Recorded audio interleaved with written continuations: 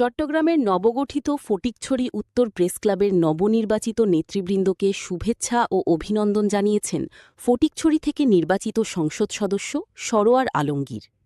শনিবার বিকেলে উপজেলার নাজিরহাট পৌরসভায় অবস্থিত সাংসদের বাসভবনে এই শুভেচ্ছা ও আন্তরিক অভিনন্দন জানান তিনি।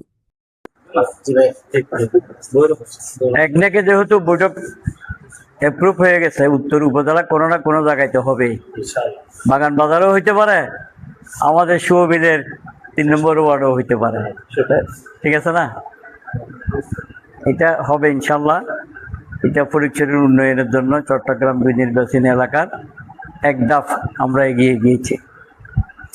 আজকে আপনারা যারা আসছেন ফটিকছড়ি উত্তর তথা ভূজপুর থানা যে প্রেস ক্লাব কমিটি গঠন করেছেন, আমি আপনাদেরকে আমার অন্তরস্থল থেকে ধন্যবাদ জানাই।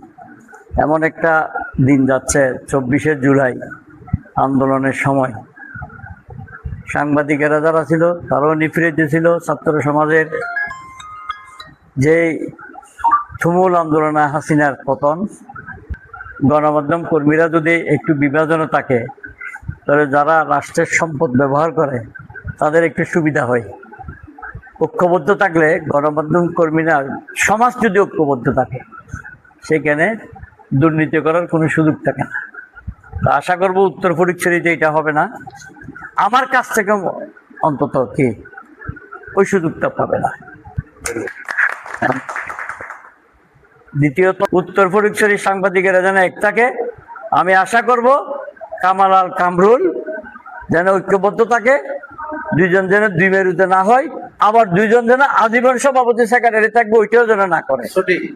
ঠিক আছে, লিডারশিপ নেতৃত্ব 2 বছর পর চেঞ্জ হয়।